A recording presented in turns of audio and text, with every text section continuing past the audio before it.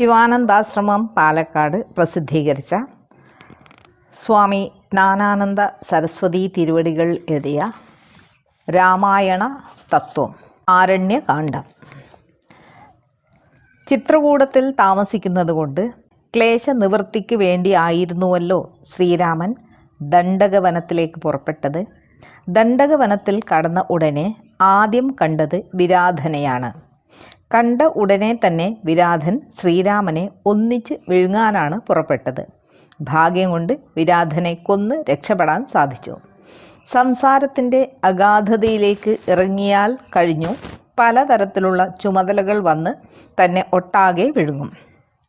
കുറച്ച് തൻ്റെ ഇടമില്ലെങ്കിൽ അതിൽ വീണ് നശിക്ക തന്നെ ചെയ്യും.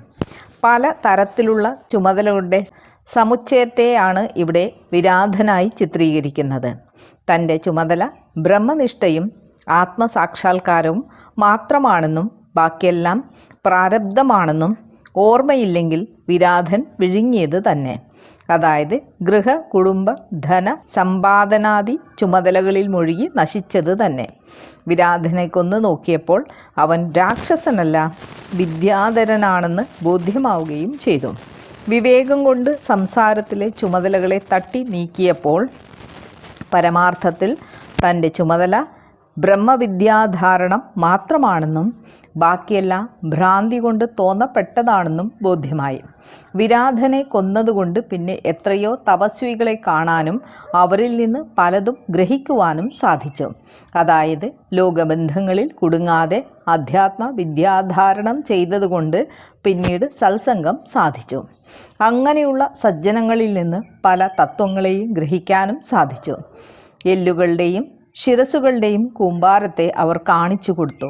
കഴിഞ്ഞുപോയ കോടാനുകോടി ജന്മങ്ങളും പ്രസ്തുത ജന്മങ്ങളിലെ ശരീരാസ്ഥികളും ശിരകപാലങ്ങളും ഒരിടത്ത് കൂടിച്ചേർന്നാൽ ഉണ്ടാകാവുന്ന അവസ്ഥയെ ഓർമ്മിപ്പിച്ചു എന്ന് താൽപ്പര്യം. ഇത്ര അനവധി അസ്ഥികളെയും ശിരസുകളെയും കിട്ടിയിട്ടും അവയെല്ലാം ഉപേക്ഷിച്ചിട്ടും തനിക്കിതുവരെ മുക്തനാവാൻ കഴിഞ്ഞിട്ടില്ലെന്നും ഇപ്പോഴും ചില എല്ലിൻ കഷ്ണങ്ങളിലും തലയോടിന്മേലും അഭിമാനിച്ചും അഹങ്കരിച്ചും കഴിയുകയാണെന്നും ഇവയും താമസിയാതെ പോകുന്നതാണെന്നും ഉത്ബോധിപ്പിച്ചു എന്ന് താൽപ്പര്യം. പ്രാണനും മനസ്സും നിശ്ചലമായി എപ്പോഴും തടസ്സമില്ലാതെ അമൃതസ്വരൂപിണിയായ ശാന്തിയെ അനുഭവിച്ചു കൊണ്ടിരിക്കുന്നത് തന്നെ ശരഭംഗത്വം. സംസാര വ്യവഹാരം കൊണ്ട് നഷ്ടപ്പെടുന്നു എന്നത് തന്നെ ശരഭംഗൻ്റെ ശരീരത്യാഗം. എത്ര തന്നെ ജ്ഞാനിയോ ബ്രഹ്മനിഷ്ഠനോ ആയാലും സംസാര വ്യാപാരത്തിൽ മുഴുകിയാൽ അവൻ്റെ ചില അനുഭവങ്ങൾക്കെങ്കിലും കുറവ് വരാതെ വയ്യ. അതാണ് ദണ്ഡകാരണ്യത്തിൽ കടന്നപ്പോൾ വിരാധനെ കൊന്നു എങ്കിലും ലൗകിക ചുമതലകളെ അകറ്റിയെങ്കിലും ശരഭംഗൻ ശരീരത്യാഗം ചെയ്തു എന്ന് പറഞ്ഞത്. സത്സംഗം എല്ലാറ്റിനും നിവൃത്തിയുണ്ടാക്കും. സത്സംഗം കൊണ്ട് അതിനും നിവൃത്തി കിട്ടി. നഷ്ടപ്പെട്ട ശാന്തി വീണ്ടെടുക്കാനുള്ള ഉപദേശം അവരിൽ നിന്ന് കിട്ടിയെന്ന് താൽപ്പര്യം. അഗസ്ത്യ മഹർഷി രാക്ഷസവധത്തിന് വില്ലും ആവനാഴികളും വാളും കൊടുത്തുവല്ലോ. അതുതന്നെ ഉപദേശം. പ്രണവം വില്ലും ജീവൻ ശരം അല്ലെങ്കിൽ ആവനാഴിയും ജ്ഞാനം വാളുമാണ്. ചിത്തത്തിൽ പൊന്തിക്കൊണ്ടിരിക്കുന്ന നാമരൂപാത്മകങ്ങളായ വിക്ഷേപങ്ങൾ രാക്ഷസന്മാരും വിക്ഷേപങ്ങളെ അകറ്റി ചിത്തത്തെ ഏകാഗ്രമാക്കി നഷ്ടപ്പെട്ട ശാന്തിയെ വീണ്ടെടുത്ത് അനുഭവിപ്പാനുള്ള വിദ്യ തന്നെ അത്. പ്രസ്തുത വിദ്യയാണ് അഗസ്ത്യ മഹർഷി കൊടുത്തത്. അനന്തരം പഞ്ചവടിയിൽ താമസിക്കാനും പറഞ്ഞു. പഞ്ചേന്ദ്രിയങ്ങളും അടങ്ങി ഏകാഗ്രമായ ചിത്തം തന്നെ പഞ്ചവടി.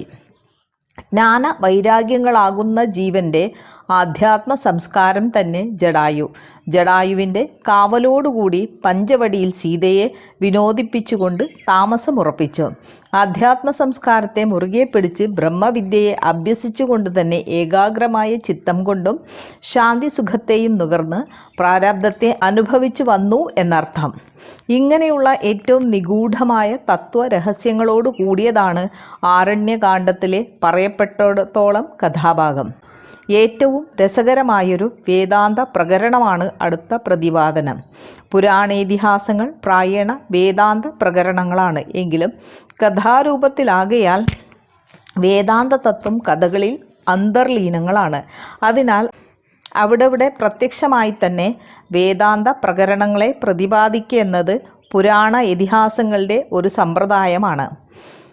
ആ പാരമ്പര്യത്തെ പുരസ്കരിച്ചാണ് ഇവിടെയും ലക്ഷ്മണോപദേശം എന്ന പേരിൽ അവതരിച്ചിരിക്കുന്ന വേദാന്ത പ്രകരണം. അതിൻ്റെ സ്വരൂപത്തെ വിവരിക്കാം. പാവനമായ പഞ്ചവടി ഭൂവിൽ ഗോദാവരി തീരത്ത് സീതാരാമ ലക്ഷ്മണന്മാർ ബാധയൊന്നും കൂടാതെ സുഖമായി വിശ്രമിച്ചു കൊണ്ടിരിക്കുമ്പോൾ ഒരു ദിവസം ലക്ഷ്മണൻ നല്ല സന്ദർഭം നോക്കി ഭഗവാന്റെ മുമ്പിൽ ചെന്ന് വണങ്ങി ഇപ്രകാരം ചോദിച്ചു. സംസാരത്തിൽ മോക്ഷമാർഗത്തിനുള്ള ഉപദേശങ്ങൾ പലതാണ്. പലരും ഉപദേശിക്കുന്നു, പല പ്രകാരത്തിൽ ഉപദേശിക്കുന്നു. എന്നാൽ വാസ്തവത്തിൽ സർവജ്ഞനായ അങ്ങയ്ക്കല്ലാതെ ആർക്കാണ് മോക്ഷമാർഗത്തെ ഉപദേശിക്കുവാൻ അർഹതയുള്ളത്? ഉള്ള പോലെ പറഞ്ഞ് ധരിപ്പിക്കാൻ അങ്ങയ്ക്കല്ലാതെ മറ്റാർക്ക് കഴിയും? അതിനാൽ സർവജ്ഞനായ ഭഗവാനെ, എനിക്ക് മോക്ഷമാർഗത്തെ ഉള്ളതുപോലെ പറഞ്ഞു തരാൻ കാരുണ്യമുണ്ടാവണം. എന്താണ് ജീവൻ്റെ ബന്ധം? അതെങ്ങനെ സംഭവിച്ചു? ജ്ഞാനമെന്നും വിജ്ഞാനമെന്നും പറഞ്ഞാൽ എന്താണ്? മായ എന്ന് പറഞ്ഞാൽ എന്താണ്? സൃഷ്ട്യാദി കർമ്മങ്ങൾ എങ്ങനെയാണ് നടക്കുന്നത്? ആരാണ് ഇതിനൊക്കെ കർത്താവ്? അനാദിയായ കാലം മുതൽ ചുറ്റിപ്പിണഞ്ഞു കിടക്കുന്ന സംസാര കുടുക്കിൽ നിന്ന് ജീവൻ എങ്ങനെ രക്ഷപ്പെടാം? എന്നിപ്രകാരമുള്ള ലക്ഷ്മണൻ്റെ ചോദ്യത്തെ കേട്ട് സന്തുഷ്ടനായ ഭഗവാൻ ലക്ഷ്മണനെ അഭിനന്ദിച്ച് ചോദ്യങ്ങളെ നിരൂപിച്ചുകൊണ്ട് മറുപടി പറയാൻ തുടങ്ങി. പ്രിയപ്പെട്ട ലക്ഷ്മണ, നിന്റെ ചോദ്യങ്ങളെ പുരസ്കരിച്ച് നിഗൂഢമായ വൈദിക തത്വത്തെ പറഞ്ഞു തരാം. നീ പറഞ്ഞ പോലെ ലോകത്തിൽ പലരും ജ്ഞാനത്തെ കൈകാര്യം ചെയ്യുന്നുണ്ടെങ്കിലും സത്യമായ ജ്ഞാനം എത്രയോ വിരളമാണ്. അതിനർഹതയുള്ള ആളുകളും എത്രയോ ചുരുക്കമാണ് എന്നതിനാൽ ശ്രദ്ധ വെച്ച് കേൾക്കൂ. പറയാം. ആദ്യം തന്നെ മായയുടെ സ്വരൂപത്തെ പറയാം.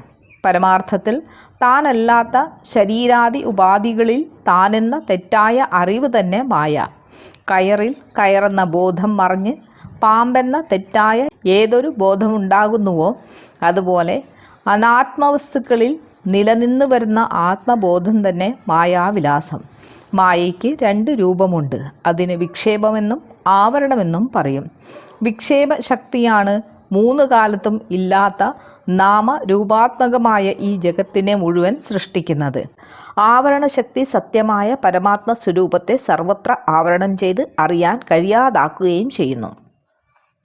അപ്പോൾ സംസാരം പൂർണ്ണമായി. കയറിനെ പാമ്പെന്ന് തെറ്റിദ്ധരിക്കണമെങ്കിൽ ആദ്യം കയറെന്ന ബോധം മറയണം. അതാണ് ആവരണം. കയറെന്ന ബോധം മറയുന്നതോടെ പാമ്പെന്ന ബോധം പൊന്തുന്നു. അത് വിക്ഷേപവും. ഇതുപോലെ സർവത്ര പരിപൂർണമായ പരമാത്മസ്വരൂപം ആവരണശക്തിയാൽ മറയപ്പെടുമ്പോൾ ഉടനെ വിക്ഷേപശക്തി പല നാമരൂപാകാരേണ വികസിക്കുന്നു.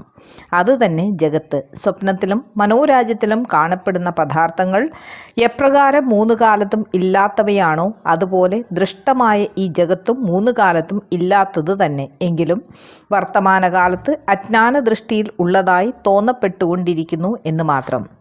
3 കാലത്തും ഇല്ലാത്തതാണെങ്കിൽ പിന്നെ അതിൻ്റെ കർത്താവിനെ അന്വേഷിക്കേണ്ടതില്ലല്ലോ. പഞ്ചഭൂതങ്ങൾ, തന്മാത്രകൾ, ദശേന്ദ്രിയങ്ങൾ, പ്രാണൻ, അന്ധകരണം എന്നീ തത്വങ്ങളുടെ ബ്രഹ്മാണ്ടമടക്കമുള്ള സമുച്ചയത്തെയാണ് ക്ഷേത്രമെന്ന് പറയുന്നത്. ക്ഷേത്രം ജീവന് ഉപാധിയാണ്. അതിനാൽ ക്ഷേത്രോപാധിയിൽ ഉപഹിതനായ ജീവൻ അതിൽ നിന്ന് അതീതനായിരിക്കുന്നു. വാസ്തവത്തിൽ ജീവനെന്നും പരമാത്മാവെന്നും പറഞ്ഞാൽ 2 അല്ല, 1 തന്നെ. ജീവാത്മാവെന്നും പരമാത്മാവ് എന്നുമുള്ള 2 ശബ്ദങ്ങൾ പര്യായങ്ങളാണെന്ന് പറഞ്ഞാൽ പോലും തെറ്റില്ല. തത്വവിചാരം കൊണ്ട് ജഗത്തിൻ്റെ മിഥ്യാത്വം ബോധിച്ച് തീവ്ര വൈരാഗ്യം കൊണ്ട് സംസാരത്തിൽ നിന്ന് നിവൃത്തനായി ശമം, ദമം, തിതിക്ഷ, ഉപരതി, ശാസ്ത്രാഭ്യാസം, തത്വചിന്ത, ദ്വന്ദ്വജയം എന്നീ അഭ്യാസങ്ങളെ കൊണ്ട് ക്രമേണ ജീവ പരമാത്മാക്കളുടെ ശരിയായ അറിവുണ്ടാകും. അറിവ് തന്നെ ജ്ഞാനം. മഹാത്മാവായ ആചാര്യൻ മഹാവാക്യോപദേശം ചെയ്ത് ജീവ പരമാത്മാക്കളുടെ ഐക്യത്തെ ഉത്ബോധിപ്പിക്കുമ്പോൾ ജീവ പരമാത്മാക്കൾ 2 അല്ലെന്ന് അനുഭവമാകും. ആ അനുഭൂതി തന്നെ വിജ്ഞാനം. വിജ്ഞാനം വളർന്ന് കാലം കൊണ്ട് എല്ലാ സംസാരഭ്രാന്തിക്കും കാരണമായ മായ അല്ലെങ്കിൽ പ്രകൃതി പരമാത്മാവിൽ നിശ്ശേഷം വിലയത്തെ പ്രാപിക്കും. അപ്പോൾ കേവലമായ അദ്വിതീയാവസ്ഥ മാത്രം ശേഷിക്കും. ഈ അവസ്ഥ തന്നെ മുക്തി. ഹേ ലക്ഷ്മണ, നിന്റെ ചോദ്യത്തിനനുസരിച്ച് മോക്ഷമാർഗത്തെ വേണ്ട പോലെ നിരൂപിച്ചു. ശാസ്ത്രനിയമം ഈ നിലയ്ക്കാണ്. എന്നിരുന്നാലും നിഷ്കളങ്കമായ ഭക്തിയോടുകൂടി ഭഗവാനെ സർവാത്മന ശരണം പ്രാപിക്കാതിരിക്കും കാലത്തോളം പറയപ്പെട്ടതൊന്നും പ്രായോഗികമാവാനും പോകുന്നില്ല.